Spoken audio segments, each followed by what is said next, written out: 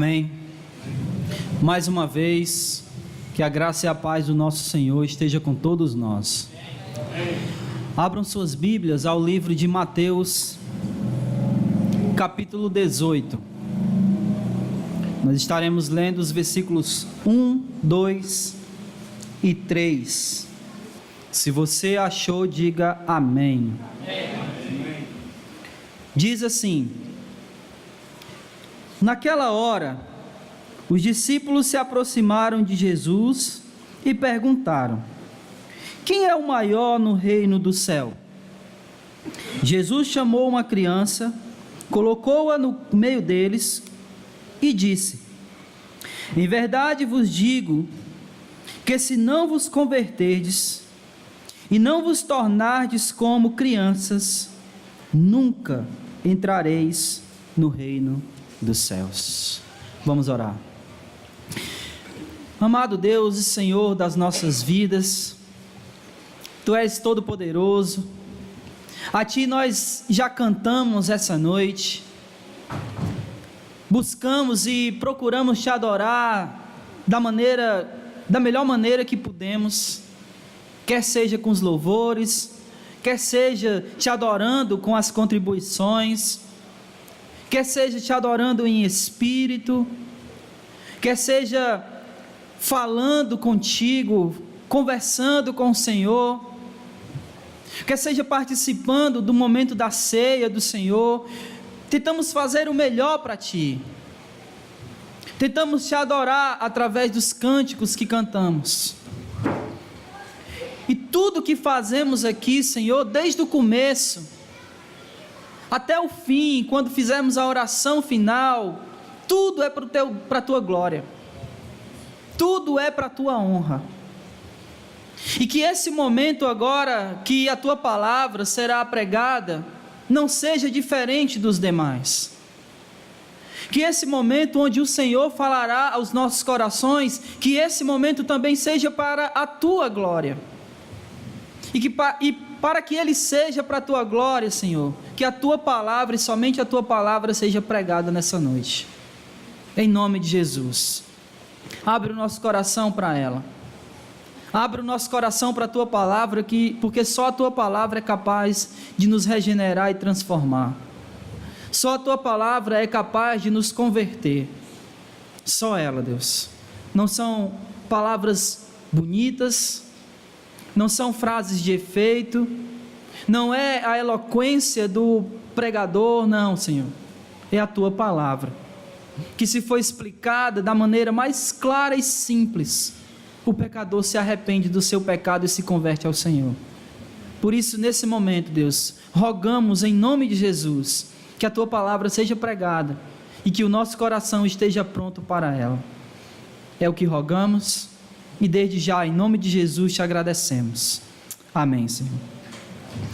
O nosso tema mensal é o reino de Deus. E como vocês bem sabem, todos vós que estiveram aqui na semana passada, foi falado sobre a importância e o valor do reino de Deus. Então foi falado sobre isso aqui, quanto o reino de Deus é importante, o valor do reino de Deus.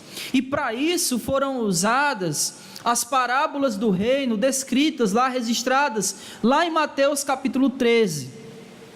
E hoje nós iremos falar como nós entramos nesse reino, de que maneira nós nos tornamos participantes do reino de Deus, como é que nós entramos nesse reino.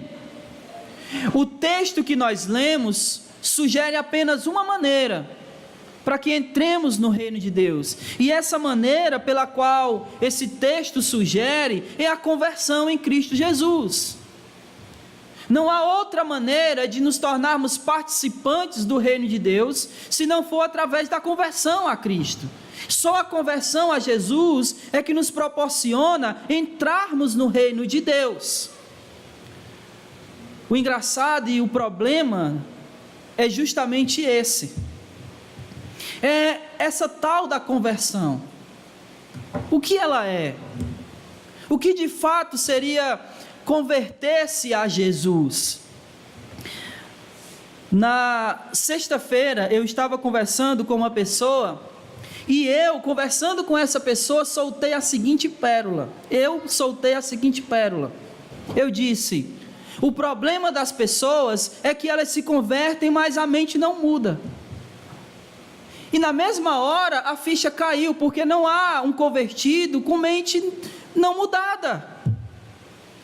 Porque a conversão é justamente mudança de mente. Então, se a pessoa não mudou a mente, logo ela não se converteu. Então eu soltei essa pérola. Na hora eu corrigi, né, e nós dois rimos, porque nós chegamos a essa conclusão que a gente chegou agora: sem mudança de mente não há conversão. E é justamente essa mentalidade ou esse pensamento a respeito da conversão é que faz com que muitas pessoas estejam em igrejas, mas não sejam convertidas. Muitas pessoas frequentem igrejas, participem das reuniões, participem da ceia do Senhor, façam tudo o que um cristão faz, mas ainda assim o seu coração não foi convertido ao Senhor Jesus. Isso é bem possível, porque o que nós aceitamos como conversão é simplesmente o fato de que eu deixei de frequentar alguns lugares e passei a frequentar outros lugares, e aí nós estamos chamando isso de conversão. Antes eu ia para a missa, agora eu vou para o culto, então eu sou convertido. Antes eu frequentava lugar A, lugar B, agora eu frequento lugar C e lugar D, logo eu sou convertido. Então nós estamos chamando o fato de deixarmos de frequentar determinados lugares e passarmos a frequentar determinados lugares de conversão. Às vezes chamamos de conversão o fato de deixarmos de usar determinado tipo de roupa e passarmos a usar determinado tipo de roupa, e estamos chamando isso de conversão. Eu lembro de um caso curioso de uma senhora que uma vez chegou para a mãe e disse o seguinte: olha aí, Fatinha, agora eu sou crente, olha o tamanho da minha saia.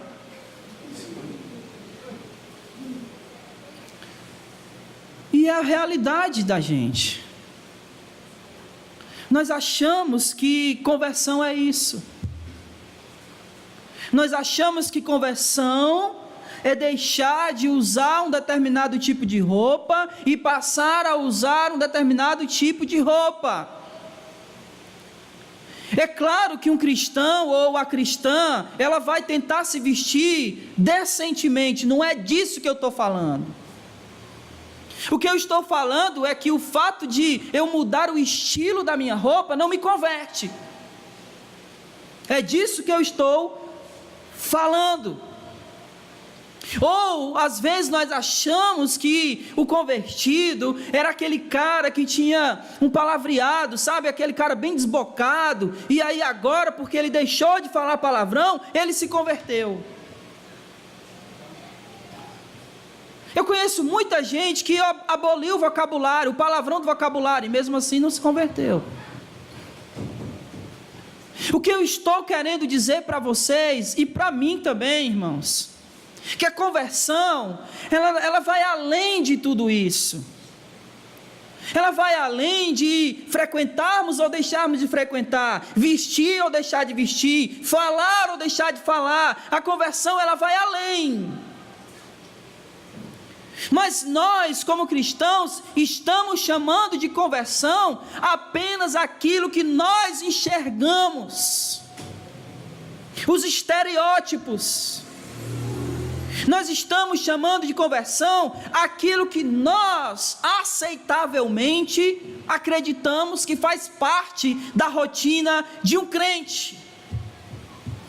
É a isso que nós estamos chamando de conversão. O deixar ou não de frequentar algo ou algum lugar, o deixar ou não de falar determinadas coisas, e o vestir ou não determinadas roupas. Jesus, falando aos fariseus, ele disse: esse povo me honra com os lábios, mas o seu coração está longe de mim. E a sua adoração é uma adoração vã, sem valor, não vale de nada. Porque não adianta fazermos as coisas por obrigação. Não adianta deixarmos de frequentar determinados lugares, porque, sabe, não era a minha vontade deixar de frequentar, mas porque eu sou crente agora eu não vou. Não adianta eu deixar de vestir determinadas roupas, porque, olha, agora eu sou crente, eu não posso vestir. Se eu fizer todas essas coisas por uma mera obrigação, eu não passo de um fariseu, eu não passo de um legalista que não se converteu coisa nenhuma, que o coração ainda está nessas coisas, mas agora, por conveniência, eu não faço. Só por isso, não porque eu não quero fazer, mas porque à vista dos outros isso não é correto. Porque o que vão pensar de mim se me verem fazendo isso? O que vão pensar de mim se me verem vestido assim? Então nosso coração, ele não se converteu, ele só está agindo convenientemente, às vezes para sustentar um status adquirido. Mas a conversão não é isso. A conversão não tem absolutamente nada a ver com isso. A conversão, meus amados irmãos, é se arrepender verdadeiramente da vida antiga. É você dizer, ainda que eu pudesse estar naquele lugar, eu jamais voltaria lá. Ainda que me fosse aberto um precedente de um dia eu poder fazer tudo o que eu gostaria de fazer, ainda assim eu não faria. Isso é conversão. Porque eu entendi que essa vida não é mais para mim. Eu entendi que a vida antiga fazia parte de um eu que não conhecia a Deus, mas que hoje, conhecendo o Deus Todo-Poderoso, que me salvou, que criou todas as coisas, que me purificou, hoje eu não quero mais estar lá. Isso é conversão. Conversão é repudiar, é odiar as coisas que um dia eu amei, mas que eram contra a vontade de Deus. Hoje eu as repudio. Muito embora elas ainda me atraiam, mas eu as repudio. Eu digo, eu não quero. Muito embora a minha carne seja tentada a viver assim, eu digo não, porque é uma vida da qual eu não quero mais voltar para lá. Isso é conversão. Não é mero deixar de praticar determinadas coisas, irmãos. E se estamos vivendo a nossa vida assim, estamos enganados, porque o nosso coração está longe do Senhor. Se nós estamos vivendo aqui, ainda com o desejo de estar lá fora, estamos enganados, porque Jesus disse isso para os fariseus: o seu coração está longe de mim, a sua adoração é vã. Não adianta de maneira nenhuma subir aqui em cima, cantar, adorar, pregar, ou seja lá o que for, se o meu coração estiver lá fora. Tudo que eu fizer aqui é vão. Toda adoração que eu falar aqui em direção a Deus, Ele não recebe, porque o coração está longe dele. Esse povo me honra com os lábios, mas o seu coração está longe, não se converteu. E se não nos convertermos, irmãos, olha o versículo 3. Em verdade vos digo, se não vos converterdes e não vos tornardes como criança, nunca, jamais entrarão no reino de Deus. Eu queria que vocês percebessem o quanto isso é sério. Eu queria que todos nós pudéssemos enxergar a seriedade disso.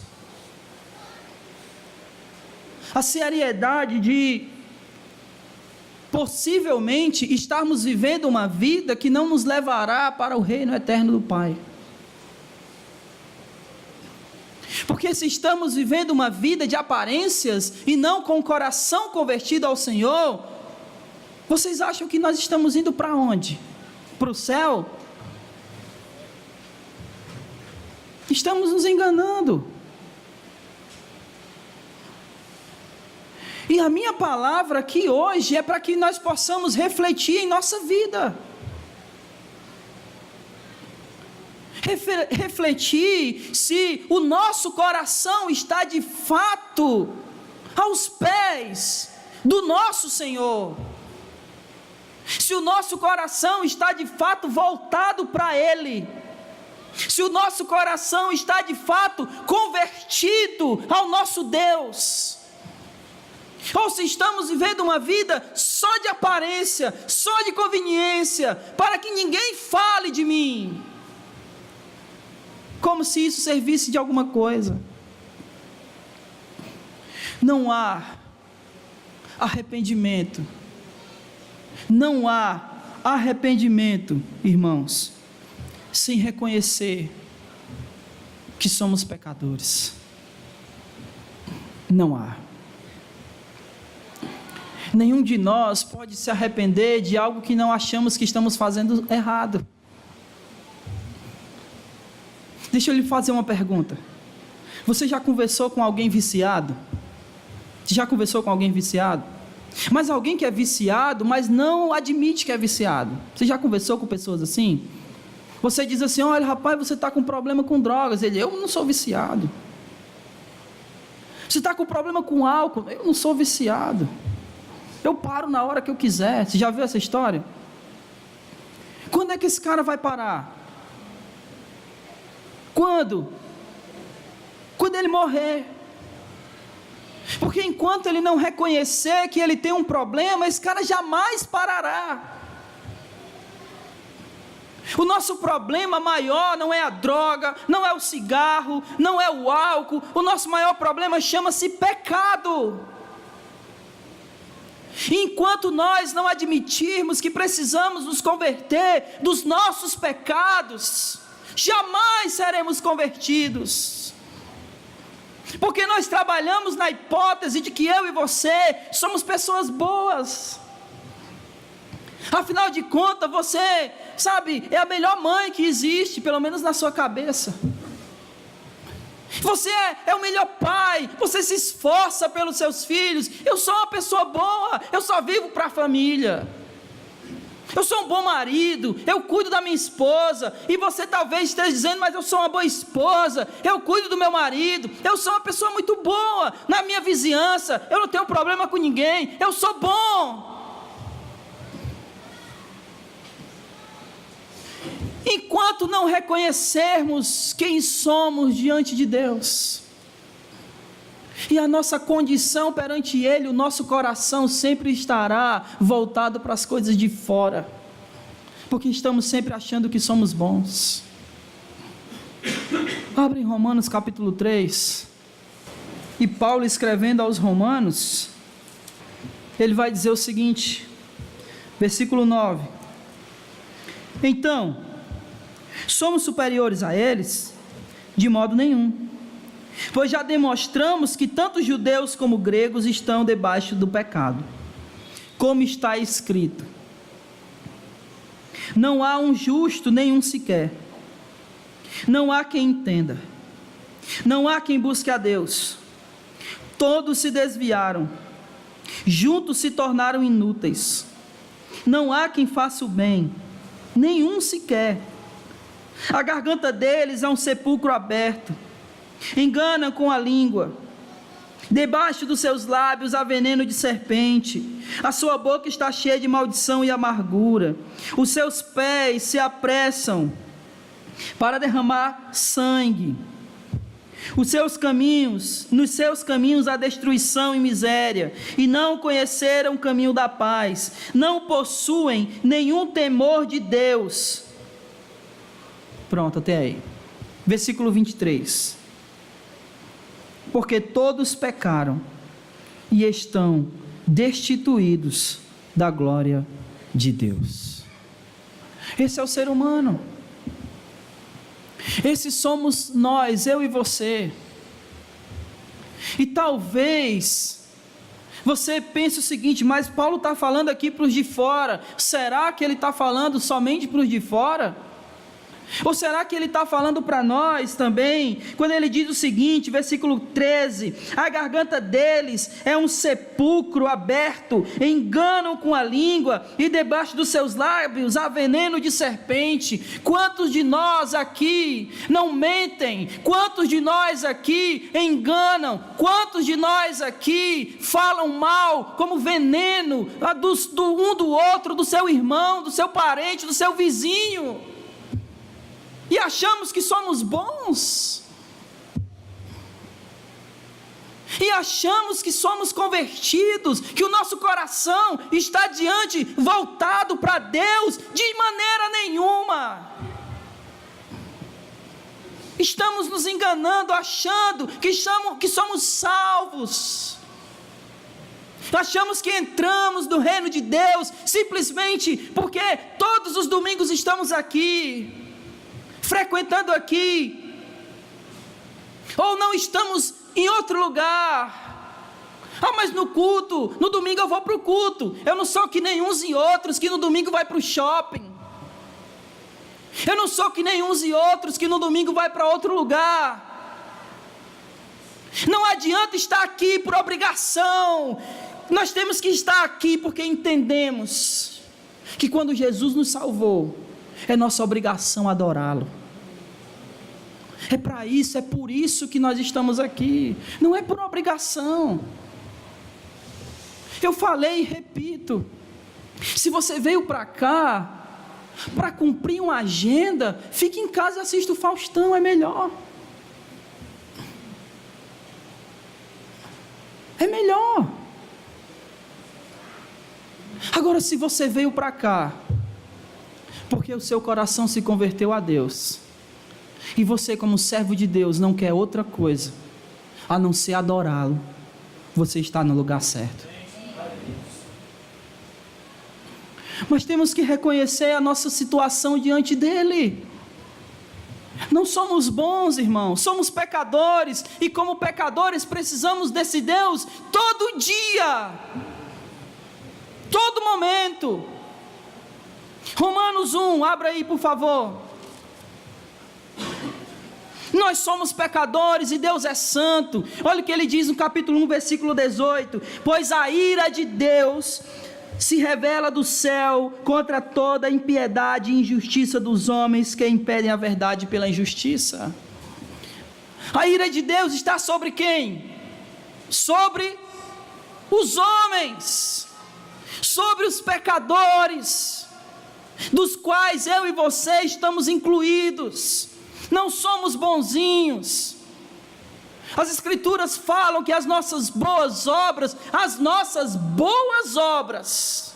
são como trapos da imundícia. Agora você imagina o que a gente faz de ruim. Se aquilo que nós fazemos de bom diante de Deus não passam de trapos imundos, imagina o que a gente faz de mal, daquilo que consideramos mal. O que eu quero mostrar para você é que só vai haver conversão para nós se reconhecermos que precisamos dessa conversão. Se ainda continuarmos na mesma situação, no mesmo lugar, pensando que somos bons, que somos convertidos, e continuarmos fazendo as mesmas coisas, não mudaremos. Se continuarmos achando que porque eu não frequento canto A e agora frequento canto B, eu sou convertido, nada vai mudar. Continuaremos com os nossos corações devotados para os nossos próprios interesses. Continuaremos com o nosso coração em idolatria, porque achamos que a idolatria é simplesmente se ajoelhar diante de uma imagem ou uma estátua. Idolatria também é fazer a própria vontade. E se nós fazemos a nossa própria vontade, somos idólatras de nós mesmos. Paulo diz isso. O Deus deles são o seu ventre, porque eles faziam a vontade da sua carne, faziam seus próprios desejos. Amém, irmãos? Você quer se converter?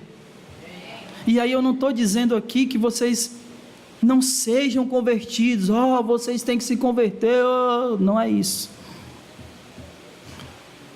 O que eu estou realmente dizendo é que façamos uma análise, se o nosso coração está realmente voltado para Deus, desde a nossa conversão até agora. E talvez possamos encontrar um coração que nunca foi realmente voltado para Deus totalmente, e aí precisamos nos converter. É disso que eu estou falando. Se você olhar para dentro de você e achar um coração que de fato se converteu a Deus, glória a Deus, continue assim. Mas se você olhar para dentro de você e ver um coração que ainda precisa ser restaurado, mudado, convertido, então essa é a hora, esse é o momento, não é amanhã, não é depois de amanhã, não é no próximo culto, é hoje. É hoje que o nosso coração tem que se voltar para Deus. É hoje que o nosso coração tem que olhar para dentro dele e dizer: esse coração aqui não mais. Eu quero um coração diferente. Eu quero um coração novo. Eu quero um coração rendido ao Senhor Jesus. Amém? Então, primeiramente, nós temos que reconhecer o nosso pecado. Eu quero dar 2 exemplos bem rápidos. Abra em Atos capítulo 2.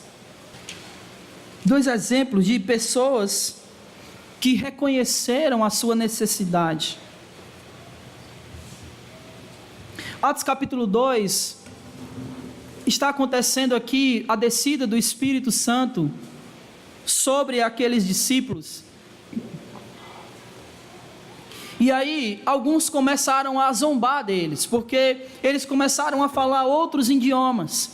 E eles disseram: olha, eles só podem estar bêbados. E Pedro se levanta no meio deles, junto com os outros 11.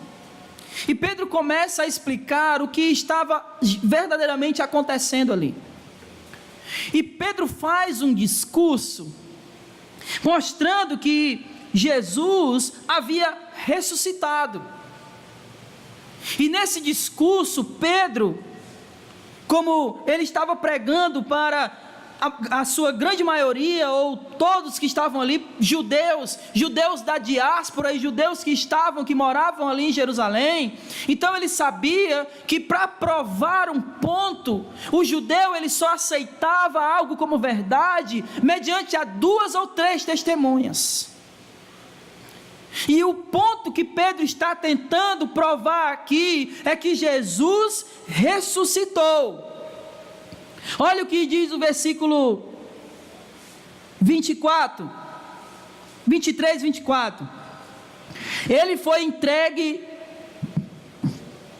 pelo conselho determinado e pela presciência de Deus, e vós o matastes, crucificando-o pelas mãos de ímpios, e Deus o ressuscitou, quebrando as algemas da morte, pois não era possível que fosse detido por ela.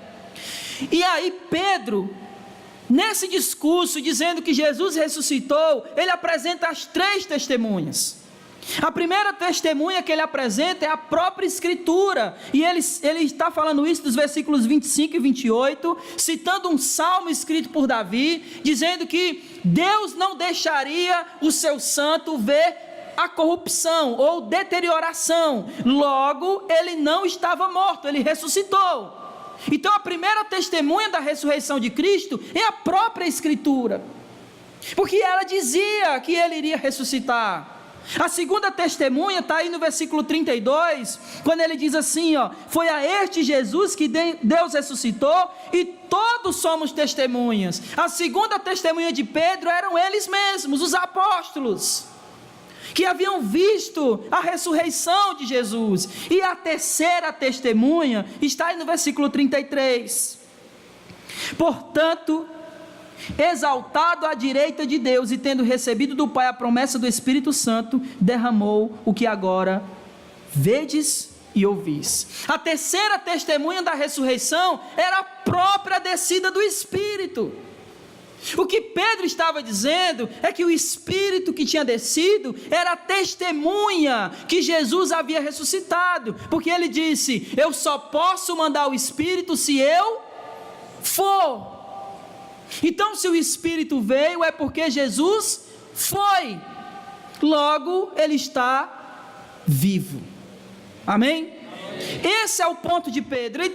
Ele está aqui mostrando isso para eles, mas aí ele diz assim no versículo 36: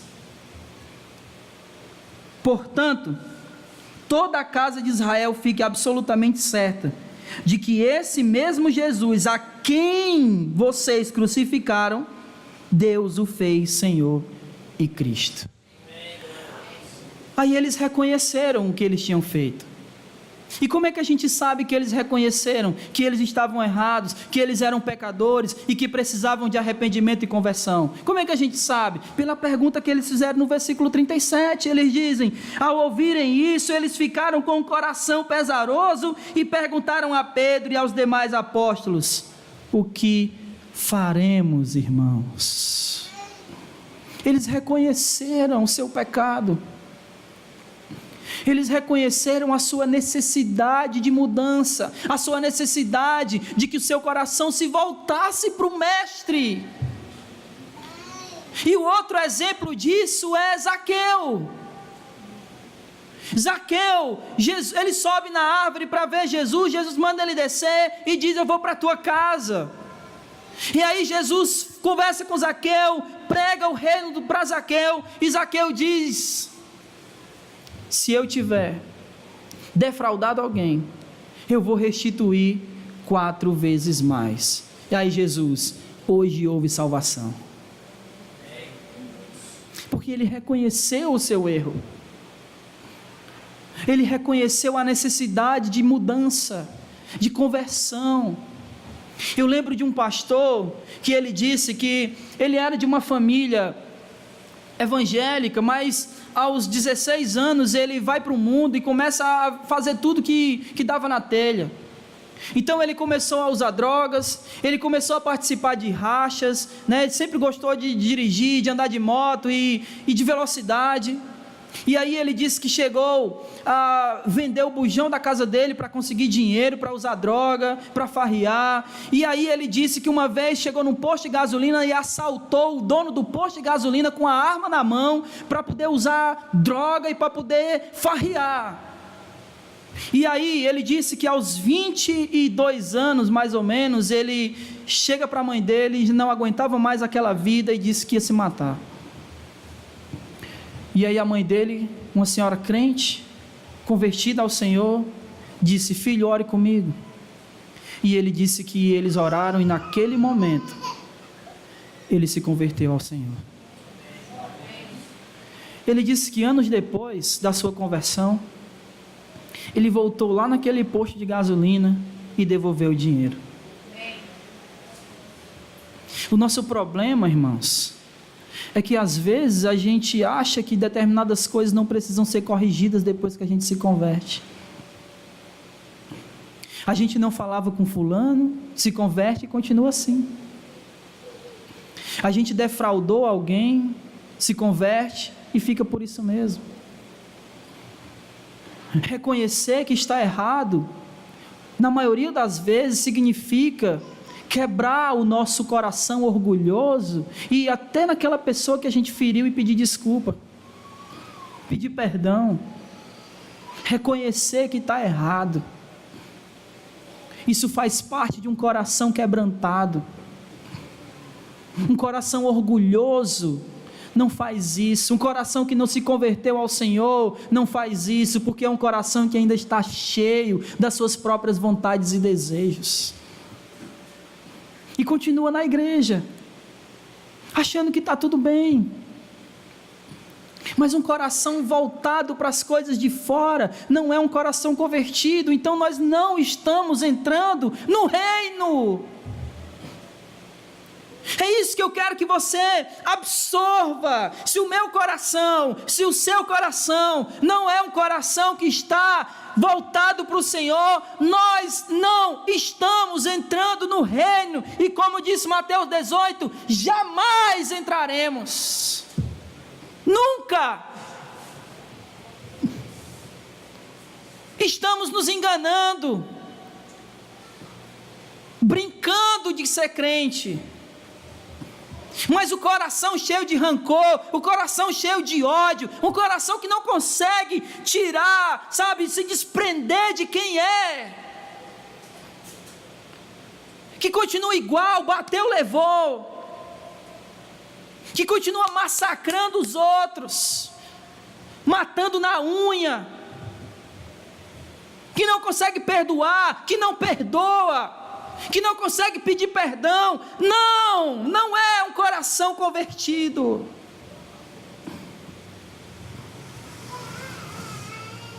E precisamos rever os nossos conceitos de cristianismo.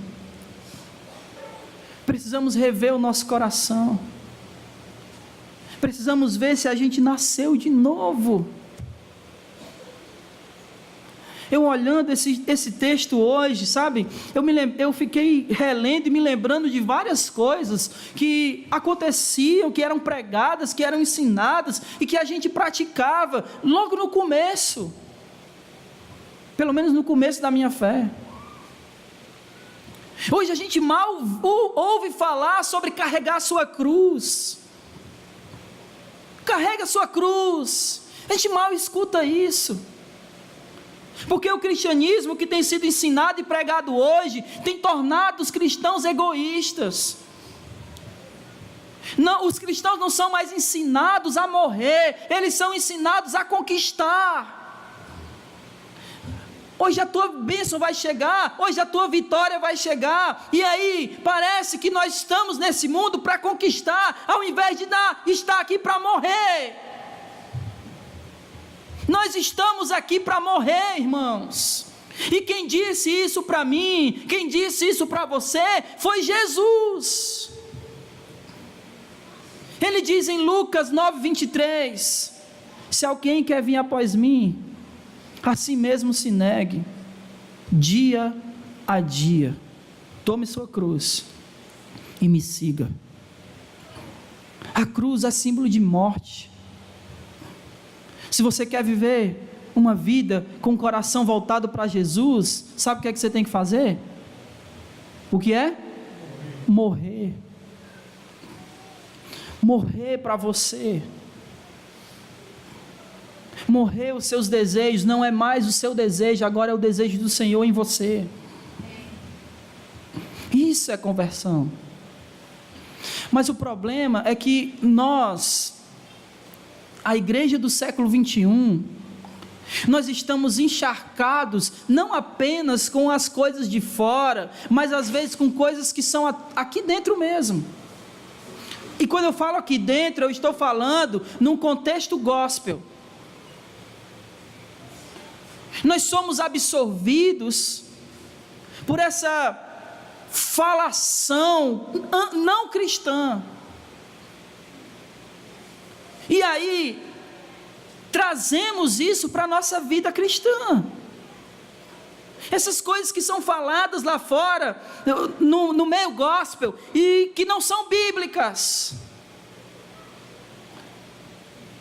Por exemplo, você tem que ser cabeça e não cauda.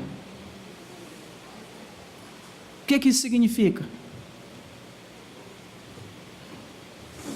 O que isso significa? Olha, você tem que ser cabeça e não cauda. E eu descobri esses dias que isso é uma passagem bíblica.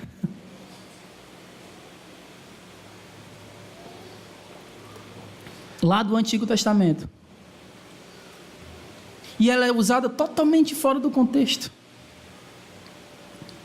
Porque ser cabeça e não cauda, no contexto em que ela é usada hoje em dia, é que você tem que ser a pessoa, você tem que ser o chefe. Você tem que ser aquele que manda, porque afinal de contas você é cabeça e não cauda. E aí a gente absorve isso. Ser cristão e conversão hoje em dia é sinônimo do que eu tenho. Não é verdade? Olha os testemunhos. Eu era empregado. Hoje eu sou empresário. Jesus mudou minha vida. Aí a frase final que todos vocês sabem, né? Eu sou. Então se converter virou sinônimo do que eu tenho e não do que eu perdi. E Jesus diz que nós temos que perder. Mateus 16. Quem quiser ganhar a sua vida, perdê-la-á. E quem perder por minha causa, achá-la-á.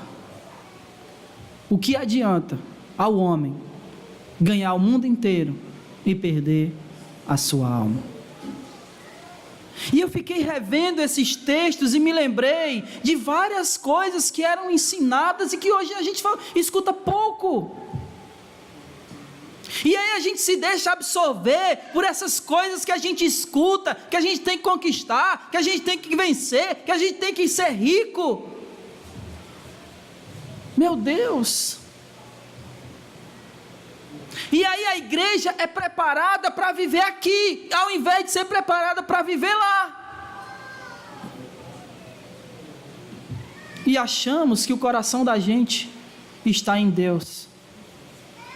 Porque esses ensinamentos colocam o nosso coração amando as coisas, amando o dinheiro. E Jesus disse que é mais fácil um rico, um camelo, passar pelo fundo de uma agulha, do que um rico entrar aonde?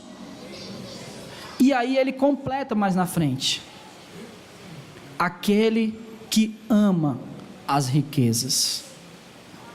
Não é alguém que é rico que não entra, mas é aquele que o coração está voltado para as riquezas. Esse não entra. Aonde está nosso coração? Será que nós nascemos de novo? Será que nós morremos com Cristo, como diz Romanos 6, versículo 4? Será que nós somos crucificados com Ele? E ressuscitamos com Ele? Quando nós nascemos de novo, nós nascemos uma nova criatura, como diz 2 Coríntios 5,17, ou ainda ficamos resquícios do velho homem? Será que estamos fazendo morrer a nossa natureza pecaminosa, como Paulo fala aos Colossenses capítulo 4, capítulo 3? Aonde está o nosso coração, irmãos? Essa é a reflexão que nós devemos fazer essa noite. Aonde está o nosso coração? Jesus, ele diz que aonde está o meu tesouro, ali estará o meu coração. O que é valioso para nós? O reino é valioso? O reino é valioso? É nisso que tem que estar nosso coração. Precisamos colocar o nosso coração nisso.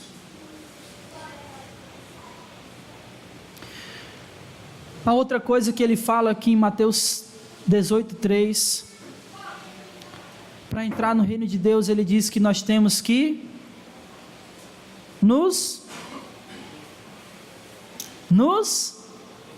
converter.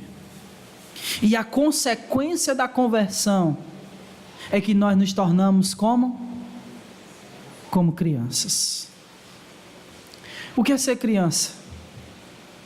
Se não ser alguém que é humilde, se não é ser alguém que não age arrogantemente. Abra em Tiago, por favor, capítulo 4, versículo 6. Todavia ele nos dá maior graça, portanto ele diz: Deus se opõe aos arrogantes, porém dá graça aos humildes. Em Mateus 5:3, ele diz: bem-aventurados os humildes de espírito, na tradução da Revista Atualizada. Ser como criança é ser alguém humilde, irmãos. Humilde. Não querer ser maior do que o outro, mas servir o outro. Não querer buscar os próprios interesses, mas buscar o interesse do outro. Ser humilde. Ser também como criança é ser inocente. Olha só, se você disser para uma criança colocar o dedo na tomada, o que ela vai fazer? Você colocaria? É inocência. Olha o que diz 1 Coríntios capítulo 4, versículo 20. Vá para lá, por favor.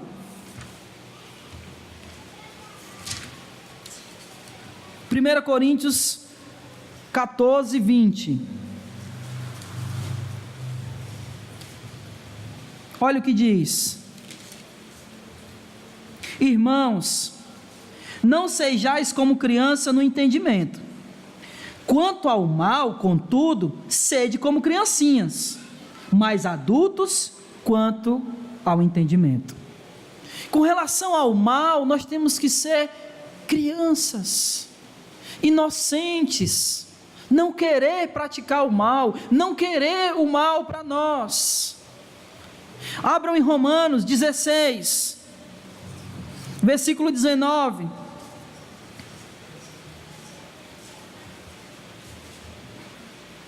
Diz assim: pois a vossa obediência é conhecida por todos, portanto, alegro-me em vós, e quero que sejais sábios em relação ao bem, mas puros em relação ao mal.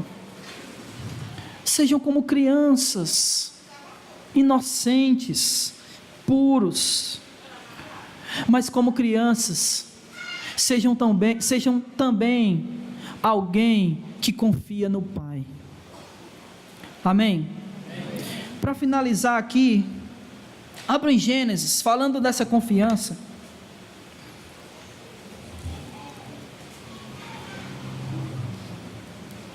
Capítulo 22, um exemplo de um filho que confia no pai, versículos 7 e 8.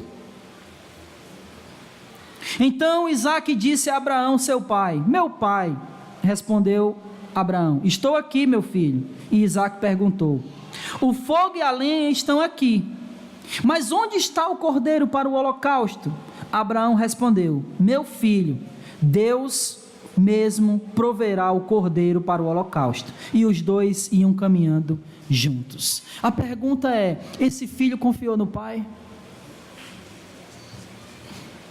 Esse filho confiou no pai? Sim. E Abraão também confiou no pai. Ser como criança é ser como um filho que confia no seu pai. Eu me lembro que quando eu era criança e entrando na adolescência, eu tinha uma coisa muito legal comigo. Eu podia estar em qualquer lugar e eu me sentiria seguro se o meu pai estivesse lá. No lugar que eu tivesse que o meu pai não estava, eu ficava altamente preocupado. Porque eu sabia que em qualquer momento dali, alguma coisa de mal poderia me acontecer. Mas eu sabia que se ele estivesse lá, eu poderia confiar que ele jamais deixaria nada me acontecer. E eu vejo e vivo assim hoje, percebo assim hoje com relação às minhas filhas. Quando eu saio para um estudo, para dar aula, para fazer alguma coisa, a Rebeca tranca tudo que é portão. E a Adriana diz: mas por que tu está trancando isso? Ela diz: porque o pai não está aqui. E é esse sentimento que nós, como crianças, nós devemos ter, de confiar no nosso Pai, que é Deus, que Ele vai cuidar de nós. Se o nosso coração não age assim, nós precisamos nos converter, e precisamos que o nosso coração se volte para Ele de novo, porque deixamos de confiar nele. E se deixamos de confiar em Deus, o nosso coração está longe dele, e ele precisa retornar para o Senhor. Se não nos convertermos e não sermos como criança, jamais entraremos no reino de Deus. Amém? Convertam-se a Deus. Eu convido você a fazer uma reflexão, uma autorreflexão sobre o seu coração nessa noite. Aonde ele está e a quem ele está inclinado. Se você reconhecer que o seu coração é mau e que precisa de Deus, hoje é o dia de você se converter ao Senhor. Convido a você a fazer essa reflexão. Convido você a ficar de pé no seu lugar.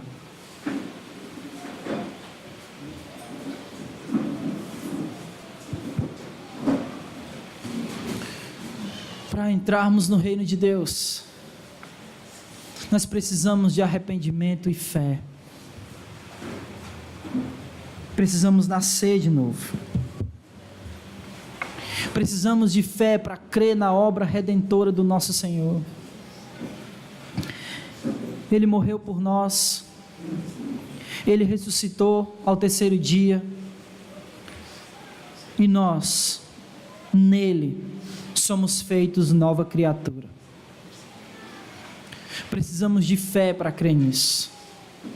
Nós vamos cantar um louvor agora, e eu convido você a fazer essa autorreflexão enquanto cantamos.